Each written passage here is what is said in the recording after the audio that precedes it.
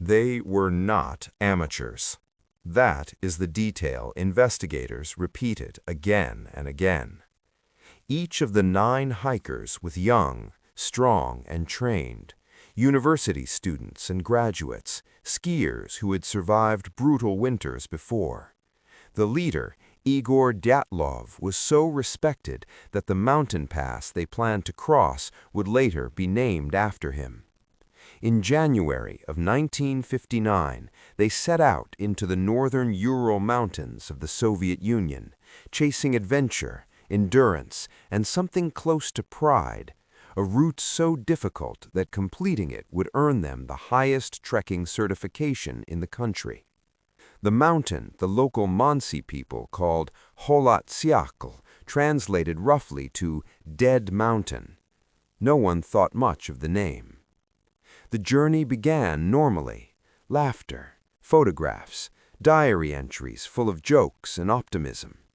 On February 1st, they pitched their tent on an exposed slope instead of descending into the forest below, a decision that would later haunt every investigation.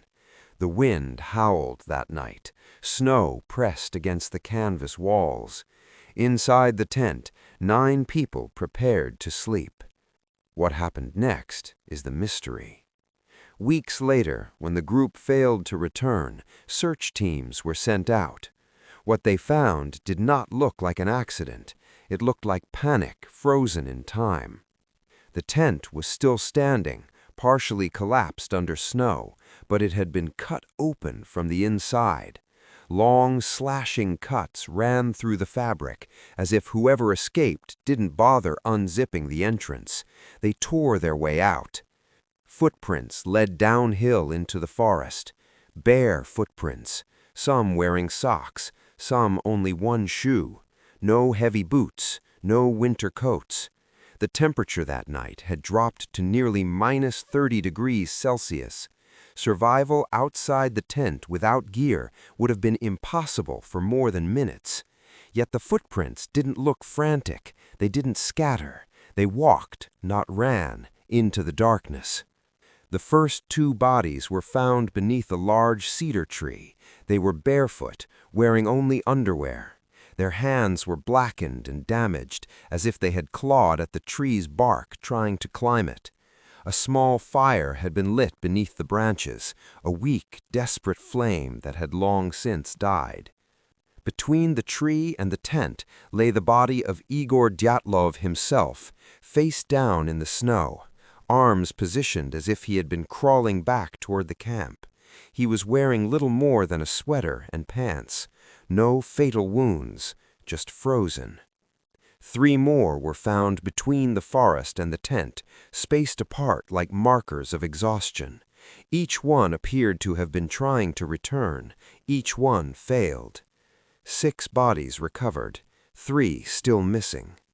When spring came and the snow melted, searchers finally found the remaining 4 in a ravine deeper in the woods. What they saw changed the case forever. These bodies were not merely frozen. One had a shattered skull. Another had ribs crushed inward with such force that doctors compared it to injuries from a car crash. One woman, Ludmila Dubinina, was missing her tongue. Her eyes were gone. Parts of her face had collapsed inward, and yet, incredibly, their skin showed little external damage, as if something unimaginably powerful had struck them without leaving marks. Then came another detail investigators struggled to explain: radiation. Traces of radioactive contamination were found on some of the clothing, not enough to kill, but enough to raise alarms, enough to suggest something more than weather. Official explanations shifted constantly. First hypothermia, then an avalanche, though no avalanche debris was present, and the tent had not been buried. The slope angle didn't support it. Then secret military tests, then secret weapons, then unknown compelling force. The case was closed quietly, but questions never stopped. Why leave the tent half-dressed? Why cut your only shelter open instead of using the exit? Why walk calmly into lethal cold? Why were some bodies found wearing clothes belonging to others, removed after death? Why were there reports of orange lights in the sky that night, seen by other hikers miles away? Even decades later, Soviet files remained sealed, witnesses died, evidence vanished, and yet the mountain stayed. Today, hikers who visit Dyatlov Pass report strange sensations, sudden dread, disorientation, electronics malfunctioning, winds that rise without warning. The area is still avoided by locals. Whatever happened that night didn't just kill 9 experienced hikers, it erased their final moments. And the scariest part isn't that we don't know what happened, it's that every explanation feels incomplete, as if the truth is still up there, buried in snow, waiting.